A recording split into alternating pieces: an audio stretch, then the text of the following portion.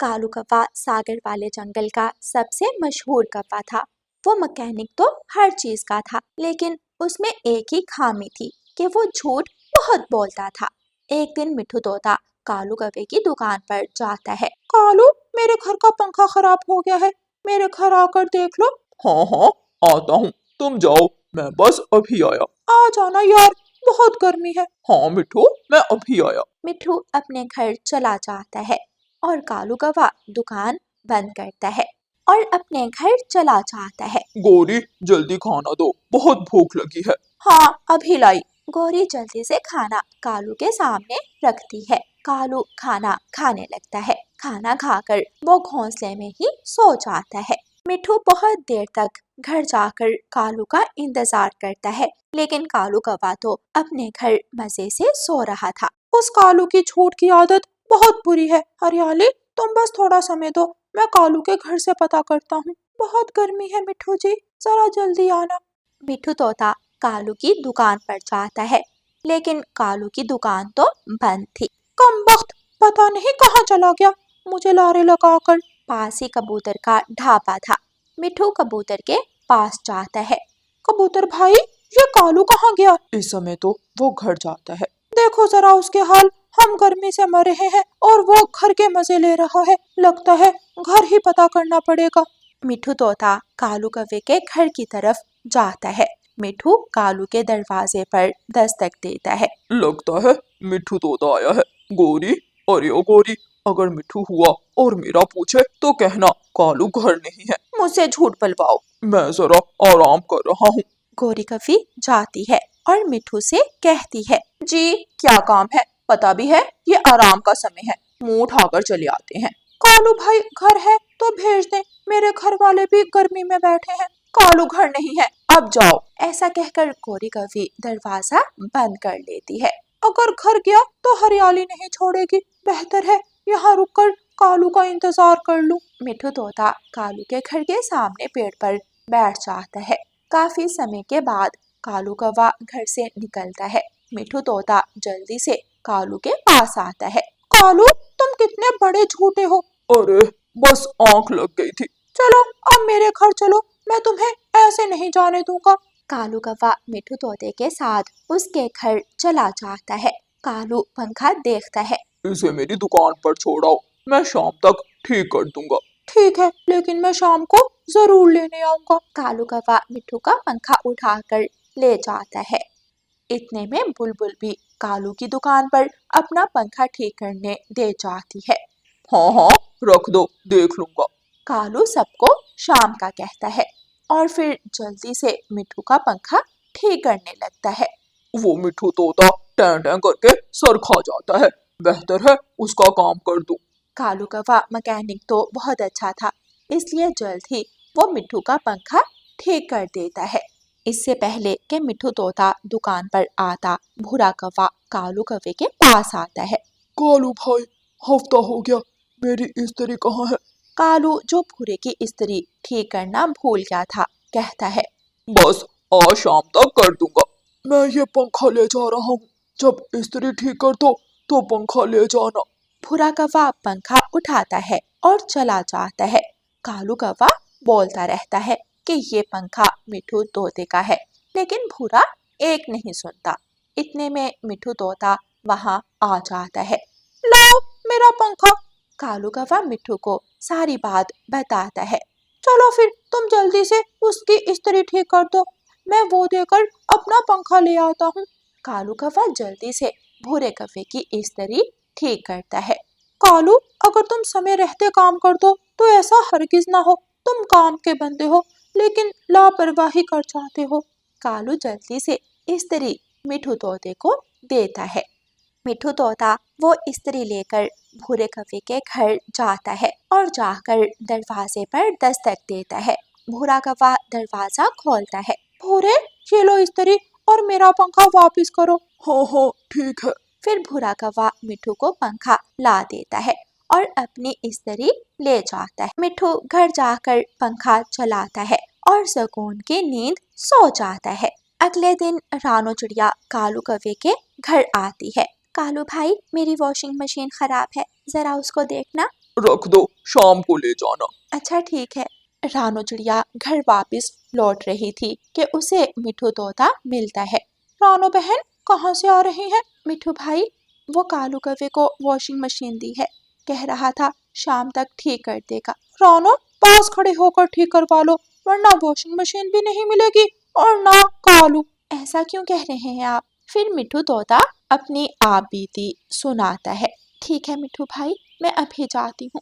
रानो चिड़िया जल्दी से कालू की दुकान की तरफ जाती है, लेकिन मिठू के कहने के अनुसार ना कालू था और ना वॉशिंग मशीन। उफ कालू, तुम ऐसे क्यों करते हो? फिर रानो चिड़िया अपने घर वापस जाती है। इसका कोई ना कोई हल तो होगा। जंगल में बस एक ही मैकेनिक है, तभी ये इतने लारे लगाता है और झूठ बोलता है। इतने में रानो चिड़िया के पास बुलबुल आती है। मेरा पंखा अभी तक वापस नहीं किया। बुलबुल बहन, तुम्हारा बेटा है ना बुलबुला, वो आजकल क्या करता है? आजकल तो फ्री है, क्यों ना उसे मैकेनिक बना दिया जाए। आइडिया अच्छा है, चलो मैं आज ही बात करती हूँ। बुलबुल घर जाकर अपने बेटे से बात करती है।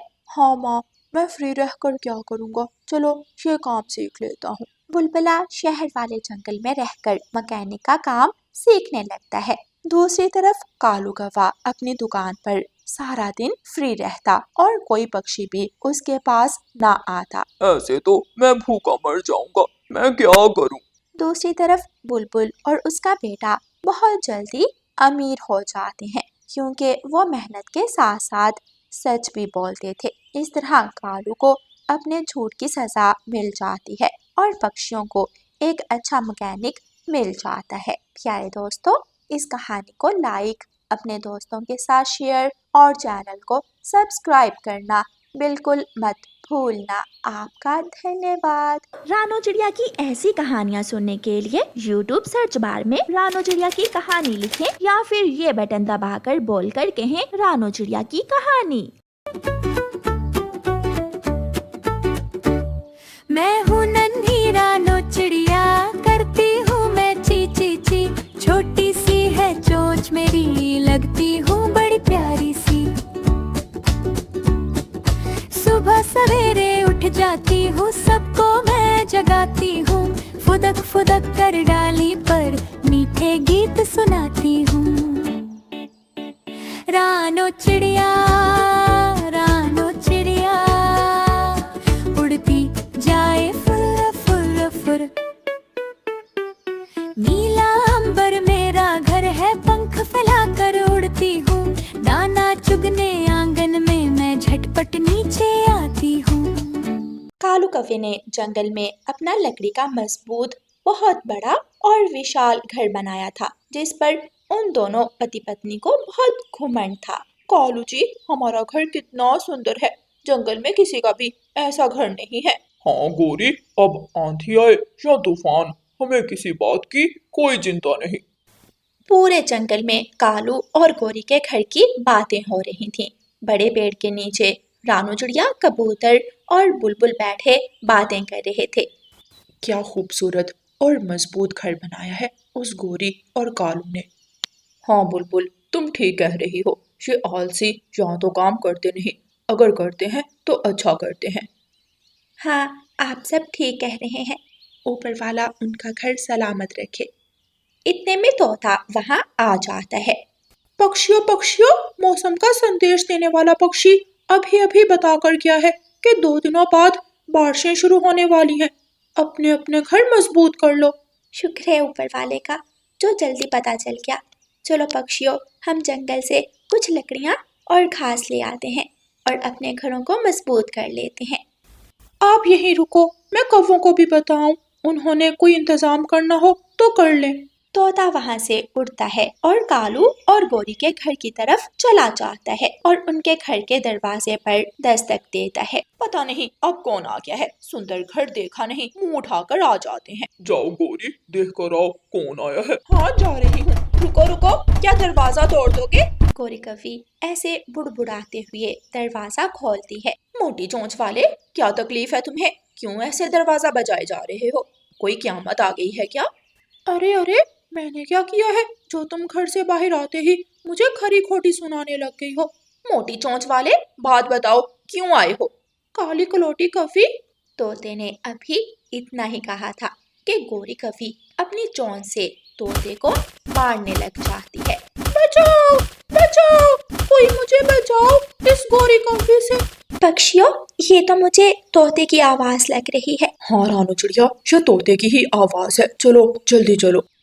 वो सब पक्षी उड़ते हैं और तोते के पास चले जाते हैं। गोरी छोड़ दो, तोते को छोड़ दो, इसको तुम क्यों मार रही हो? इसने मुझे काली कलौटी कभी कहा, पहले तुमने मुझे मोटी चोंच वाला कहा था। अच्छा, अब दोनों एक दूसरे को माफ कर दो। दोनों ने एक दूसरे के उल्टे नाम लिए, काम बराबर हुआ। चलो तोते, अब चलते हैं। तोते बता तो दो, आए क्यों थे? जाओ, मैं नहीं बताऊंगा। गोरी, कुछ ही दिनों में जंगल में बारिशें शुरू होने वाली हैं। कोई इंतजाम करना हो बारिश के मौसम का तो कर लेना। हमें भला क्या जरूरत है, हमारा तो इतना मजबूत घर है। सब पक्षी वहां से चले जाते हैं और अपने अपने घर को मजबूत करने के लिए लकड़ियां काटने लगते हैं। थोड़ी ही देर में वो सब अपनी अपनी जरूरत के अनुसार लकड़ियां काट लेते हैं और अपनी अपनी लकड़ियां उठाकर अपने घरों की तरफ वापस लौटते हैं और अपने अपने घरों को मजबूत कर लेते हैं। ऐसे ही 2 दिन गुजर जाते हैं, लेकिन तोते का गुस्सा अभी कम नहीं हुआ था। तोता अपने घर में बैठा हुआ था। उस गोरी की बच्ची को तो मैं मजा जरूर चखाऊंगा, मैं उसे माफ नहीं करूं। ऐसे सोचकर तोता अपने घर से निकलता है और गोरी कवि के घर के बाहर जाकर उसके घर में अपनी तेज चोंच से छेद कर देता है। इतने में तेज बारिश शुरू हो जाती है। अब मजा आएगा इस गोरी की बच्ची को जब पानी में डूबेगी ये। तोता अपने घर की तरफ वापस चला जाता है। इतनी तेज बारिश हो रही है, लगता है इस बार ये बारिश कोई नुकसान करके ही जाएगी। हाँ रानू, इतनी तेज बारिश में घर तो टिक पाएंगे भी या नहीं, बस ऊपर वाला सब खैर करे। मानो ने अभी इतना ही कहा था कि उन्हें किसी के घर टूटने की आवाज आती है। जंगल में बाढ़ आ गई थी। सब पक्षियों के घर बारी बारी टूट रहे थे। रानू चिड़िया और मानो चिड़िया का घर भी हिलने लग जाता है। वो दोनों जल्दी से घर से बाहर आ जाते हैं तो देखते हैं कि सब पक्षियों के घर पानी में बह गए हैं। वो सब एक बड़े पेड़ के ऊपर बैठ जाते हैं। उधर गोरी कवि और कालू कौवा अपने घर में आराम से बैठे हुए थे कि छेद से पानी उनके घर में दाखिल होने लगता है। कालू जी, ये क्या, हमने तो इतना मजबूत घर बनाया था, ये पानी कहाँ से आ रहा है? गोरी, वो देखो हमारे घर की दीवार में कितना बड़ा छेद है, ये किसने किया होगा? ये जरूर उस तोते के बच्चे का काम है, उसने बदला लेने के लिए ऐसा किया होगा। चलो अब जल्दी से घर से बाहर निकलो। दोनों कौवे जल्दी से घर से बाहर निकल जाते हैं। तेज बारिश और तेज हवा की वजह से दोनों कौवे अपने पंखों पर काबू नहीं पाते और वो बेकाबू होकर पानी में गिर जाते हैं। बचाओ, कोई हमारी आवाज सुन रहा है तो हमें बचाओ। बचाओ, हमारी मदद करो, हमें इस पानी से बाहर निकालो। पक्षी पेड़ पर बैठे कौवों की आवाजें सुन लेते हैं। मुझे लगता है गोरी और कालू किसी मुसीबत में है, हमें जाकर उनकी मदद करनी चाहिए। रहने दो रानू चिड़िया, बहुत अतरा रहे थे अपने बड़े घर पर। तोते भैया, ये वक्त इन बातों का नहीं है, हमें उनकी मदद करनी होगी, हमें उनकी जान बचानी होगी। सब पक्षी उड़ते हैं और गोरी और कालू के पास जाते हैं। गोरी बहन, तुम मेरे पंजों को पकड़ लेना और कालू भाई तुम कबूतर के। रानू चिड़िया और कबूतर कौवों के पास जाते हैं। गोरी और कालू उन दोनों के पंजों को पकड़ लेते हैं और पानी से बाहर निकल आते हैं। मैं एक ऐसी जगह जानती हूँ, यहाँ ना तो बारिश का पानी आएगा और ना ही वो घर टूटेगा। आप सब मेरे पीछे पीछे आ जाओ। रानू चिड़िया उन सबको बड़े पेड़ की खोखर में ले जाती है। वो खोखर बहुत बड़ी, मजबूत और खूबसूरत थी। फिर सब पक्षी बारिश के दिन उसी खोखर में गुजारते हैं। प्यारे दोस्तों, इस कहानी को लाइक, अपने दोस्तों के साथ शेयर और चैनल को सब्सक्राइब करना बिल्कुल मत भूलना। आपका धन्यवाद।